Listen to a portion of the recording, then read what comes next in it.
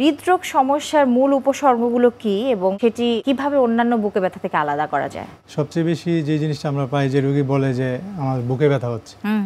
তো বুকে ব্যথা হলে আমরা হৃদরোগটাকে আসলে সবচেয়ে সর্বপ্রথম চিন্তা করি। আচ্ছা। তো সবসময় যে বুকে ব্যথাটাই হার্টের ডিজিজের কারণে হবে তা না, সাথে আরও অনেক অ্যাসোসিয়েশনও থাকতে পারে। আচ্ছা আচ্ছা। আবার অনেক সময় এরকম হয় যে রোগীর বুকে ব্যথাই নাই কিন্তু এটা হার্টেরই সমস্যা।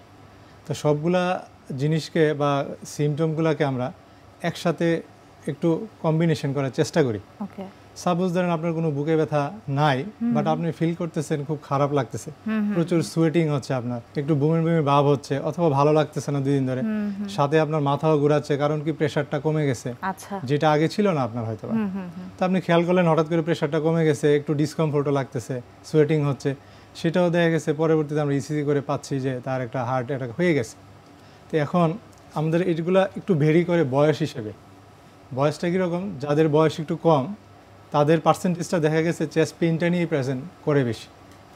যাদের বয়সটা একটু বেশি, সাপোজ মনে করেন 50, 60, অ্যাবোভ 70, এই বয়সটা ম্যাক্সিমাম প্রেজেন্ট করে এরকম যে তাদের একটু ডিসকমফোর্ট লাগে, ভালো লাগে না, অথবা প্রেশারটা খুব ড্রপ করে গেছে, আগে একটু চলাফেরা করতো এখন তার চলাফেরা করতে ভালো লাগে না, অথবা যে পেশেন্টগুলো বেড রিডেন, দেখা গেছে আপনার অনেক দিন ধরে বিছানায় আছে পেশেন্ট, এই পেশেন্টগুলো কিন্তু চেস্ট পেইন কমপ্লেন করতে পারে না। কারণ কি? কারণ হচ্ছে পেশেন্টের তো মুভমেন্ট নাই। আমরা কিন্তু হার্টের ডিজিজ অন্যতম একটা বিষয় আমরা খেয়াল করি, আমরা বলি যে রুগী হাঁটলে বুকে ব্যথা হয় কিনা, এক্সারশনাল চেস্ট পেইন, এটাকে আমরা খুব গুরুত্ব দিই। কিন্তু রুগী যদি মুভমেন্টই না করে তাহলে আপনি কিভাবে বুঝবেন যে আসলে তার হার্টের সমস্যা হয়েছে? এগুলোর ক্ষেত্রে আমরা কম্বিনেশন করার চেষ্টা করি।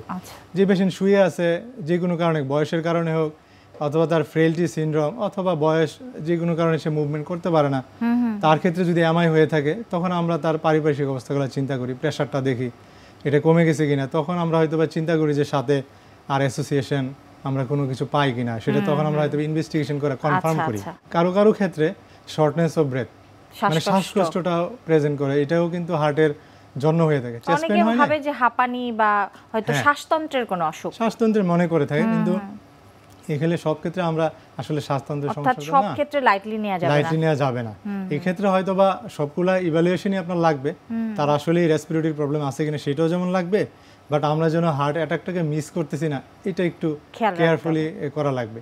সেক্ষেত্রে হয়তো আপনি প্রেশারটা একটু দেখলেন, ইসিজিটা একটু বেসিক লাইন ইনভেস্টিগেশনগুলো ইনক্লুডিং ট্রোপোনিন এটা আমরা করলাম, তাইলেই কিন্তু অনেক কিছু বের হয়ে আসবে। প্রয়োজন হলে আমরা ইকোকার্ডিওগ্রাফিটা করে নিলাম, একটু স্ক্রিনিং করা।